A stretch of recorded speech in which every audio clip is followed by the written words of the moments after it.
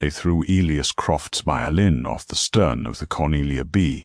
on a Tuesday morning in October of 1851, and he heard it hit the water because he was not yet fully deaf, just deaf enough that the congregation of Shale Bluff had decided he was useless.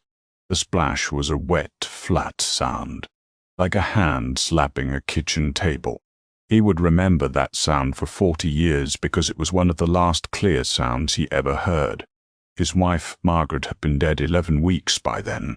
Typhoid took her in August while he was tuning the church organ, and by the time he walked home that evening, the sheets were already sewed through, and the women of the town had laid pennies on her eyes. She was 31. He was 34. They had no children because Margaret had lost 3 before any of them drew breath, and the town had quietly decided this was God's opinion on the matter. Without Margaret, Elias was just the deaf music teacher in a town that had stopped needing music. Reverend Harkin put it plainly on the church steps, his breath smelling of cloves and sour milk. You cannot teach what you cannot hear, Elias. The Lord has closed a door. Harkin was not a cruel man. That was the worst part. He said it the way you might tell someone their coat had a stain. So they put him on the mail boat to San Francisco with $14, a canvas bag of clothes, and the understanding that Shale Bluff, Oregon, had no further use for a deaf widower who tuned pianos. The violin had been Margaret's idea. She had bought it from a Czech luthier in Portland the year they married. Paid for it with egg money she had saved for 9 months, and it was the single most expensive object either of them had ever owned. Tobias Engel, the dry goods merchant, claimed Elias owed him $6 for lamp oil and nails. When Elias could not pay, Engel took the violin case from the luggage pile, opened it on the dock, held the instrument up by the neck like a dead chicken and said, "This will do." Then he threw it overboard, not out of malice exactly.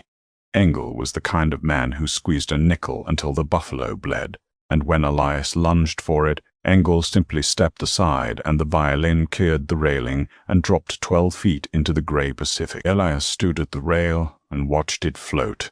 Spruce and maple are buoyant. The violin drifted on the surface for almost a minute, the strings catching light, before the current pulled it under, and the sea took the last thing Margaret had ever given him. Nobody said anything. The mailboat pulled away from the dock, and Elias watched Shale Bluff shrink to a smudge of chimney smoke against the tree line, and that was the end of the first part of his life. He did not go to San Francisco. He got off at Crescent City because the rocking of the boat made his damaged ears bleed, and he walked inland for 3 days until the ground stopped feeling like it was moving. He had no plan. He was a piano tuner who could not hear and a widower with no grave to visit, because Margaret was buried in a town that had mailed him away like a parcel. The coastal range in Northern California in 1851 was not empty, but it was close. Logging camps, a few Toloa settlements, and mile after mile of Douglas fir so thick the sky was just a rumor. Elias followed a creek bed because the sound of water was one of the frequencies his damaged ears could still detect, a low hum more felt than heard, like putting your hand on a church organ while someone played the bass pipes. On the 3rd evening, he found the cave. It was not dramatic. No hidden entrance behind a waterfall, no ancient symbols carved into stone. It was a horizontal crack in a basalt cliff face, about 4 feet tall and 8 feet wide, half hidden by sword ferns and the rotting trunk of a fallen alder. He crawled inside because it was raining and he was shivering so hard his teeth had loosened a filling. The cave went back 40 feet and then opened into a chamber the size of a modest church. The ceiling was maybe 15 feet high. The floor was dry sand over bedrock, and along the back wall, rising from a crack in the stone, a trickle of water ran down the rock face and pooled in a natural basin before draining away through a gap he could not see. The water was warm, not hot, not steaming, but when Elias put his hand in the pool, the temperature was like bath water that had been sitting for 10 minutes. He pulled his hand out and stared at it. The cave floor near the spring was warm to the touch. Geothermal. He did not know the word, but he understood the principle. The earth was warm down deep, and here it leaked upward through fractured rock, heating the stone and the air and the water. It was 53 degrees outside and raining. Inside the cave near the spring, it felt like a mild September afternoon.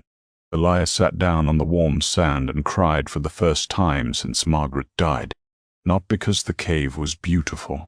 It was dark and smelled like wet mineral and bat droppings. He cried because the warmth felt like being touched by someone who was not there, and he had not been touched by anyone in 11 weeks. He slept that night on warm sand, curled around his canvas bag, and when he woke, the rain had stopped, and thin light came through the entrance, and he could see the cave clearly.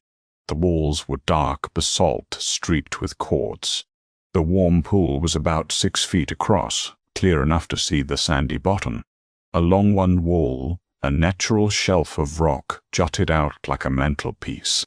He decided to stay, not because he had nowhere else to go, although that was true. He decided to stay because the silence inside the cave matched the silence inside his head, and for the first time since his hearing began to fail, the world was not mocking him with sounds he could almost catch. The first month was brutal. He had no tools, no supplies, and $14 that were worthless without a town to spend them in. He ate huckleberries and commas root he recognized from watching Toloa women dig along the creek. He caught trout by hand in the shallow pools, a technique that required patience and numb fingers, and the understanding that a trout will hold still if you move slowly enough from below and touch its belly first. Margaret had taught him that. She grew up on the Rogue River and could tickle a trout out of the water before she was 10. He sealed the cave entrance with a wall of stacked basalt, leaving a gap at the top for ventilation and a low doorway he could crawl through. The wall was crude but thick, nearly 2 feet, and the dead airspace between the cold outside and the warm cave interior created an insulation effect that any modern engineer would recognize. The cave stayed warm, not comfortable. Warm. He built a sleeping platform from alder poles lashed with strips of bark, raised it 18 inches off the ground because cold air sinks and the warmest air in the cave pooled at about waist height. He lined it with dried ferns and the spare shirt from his canvas bag. It smelled like green tea and dust. The warm spring was the center of everything. He channeled it through a shallow trench he carved into the sandstone floor with a piece of flint, running warm water along the base of his sleeping platform before it drained toward the back of the cave. The stone floor along the trench stayed warm all night. He dried strips of trout over the warm rocks, a slow, low heat that preserved the fish without cooking it, and stored them on the natural shelf where the air was dry and the temperature stayed constant at about 58 degrees year-round. The fish kept for weeks. In November, a logging crew found him. 4 men from a camp 12 miles north following the creek looking for a lost mule. They saw the stone wall across the cave entrance and thought it was an old mining claim. When Elias crawled out through the doorway, they stared at him like he was something that had grown from the rock. "You living in there?" The foreman was a Swede named Lindqvist, with a beard like copper wool and hands that could wrap around a PV hook twice. Elias pointed to his ears and shook his head. The men looked at each other. Lindqvist wrote in the dirt with a stick. "You alone?" Elias nodded. Lindqvist studied the cave wall, the ventilation gap, the smooth stones fitted together without mortar. He wrote again, "Smart work." Then he shrugged, and the crew moved on to find their mule. But Lindqvist came back 3 days later, alone. He brought a handsaw, a bag of nails, and a slab of salt pork wrapped in muslin. He set them inside the cave entrance and nodded at Elias and left without writing anything in the dirt. It was the first kindness a stranger had shown Elias since Margaret died, and it was delivered without ceremony or explanation, which was the only kind of kindness Elias could have accepted. With the saw, everything changed. He cut timber for a proper door. He built shelving along the cave walls for storage. He split cedar shakes and created a rain catch outside the entrance that funneled water into a barrel he made from a hollow log sealed with pine pitch. The warm spring water was drinkable but mineral-heavy. The rain catch gave him clean water for cooking. He experimented with the geothermal heat.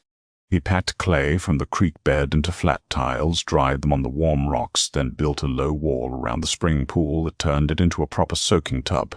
The excess warm water ran through his floor trench and out through the back drainage, creating the constant, gentle current of warm air that kept the entire cave above 55 degrees, even when the outside temperature dropped below freezing. He stored root vegetables in sand bins along the cool side of the cave, away from the spring, where the temperature held steady at about 50 degrees.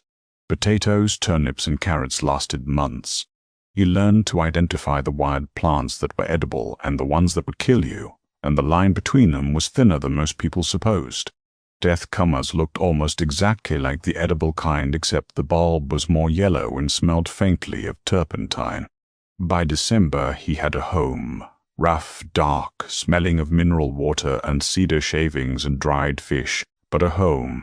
He carved a shelf above his bed and placed Margaret's wedding ring on it, the only thing of hers he still had. At night, by the light of a pine pitch torch, he could see it glinting on the shelf, and he would press his hand flat against the warm stone floor and imagine the earth itself was holding him the way she used to, one palm against his chest, as they lay in bed listening to rain on the cabin roof. He could not hear rain anymore, but he could feel the cave breathe. Lindquist came back twice more before Christmas, each time bringing something small: a wool blanket, a tin of coffee, a pencil, and a pad of paper. He never stayed long.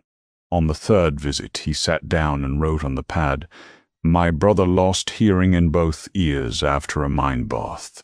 He hung himself in the barnacle of 48. Glad you did not."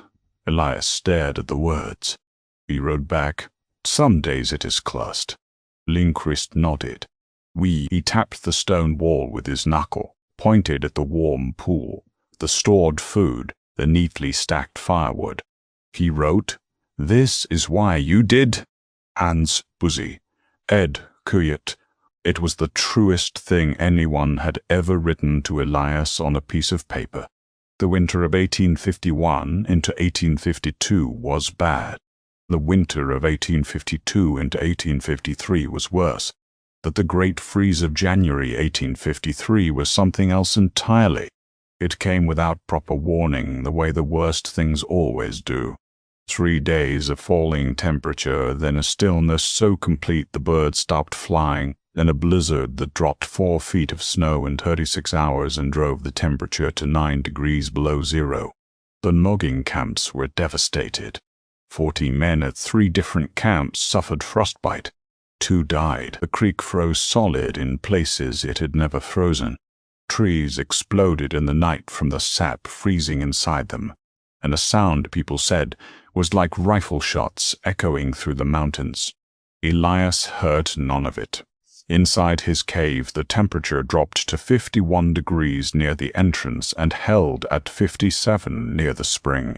He soaked in the warm pool while outside the world turned to glass. He ate dried fish and roasted camas root and drank coffee that Lindquist had brought him, and he was, by any reasonable measure, the warmest and safest person within 50 miles. Lindquist found him on the 4th day of the freeze, half frozen himself, with 2 men from his crew who had severe frostbite on their hands and feet. One of them, a boy of maybe 19, was gray in the face and shaking so badly he could not stand. Elias pulled them inside, fed the warm spring water through cloths wrapped around the frostbitten hands, and put the boy closest to the pool where the heat was strongest. Over the next week, 11 more men came. Word had spread through the logging camps the way it does in the wilderness, through desperation and rumor, and the simple logic of following the creek to the cliff face where the crazy deaf man lived in a hole. They came stumbling through snow up to their waists, beards frozen solid, fingers black at the tips. Elias could not hear them call out, but he watched the entrance. and when he saw shapes moving through the white, he crawled out and waved them in. The cave that had been his solitary refuge became a hospital. He packed men shoulder to shoulder along the warm floor.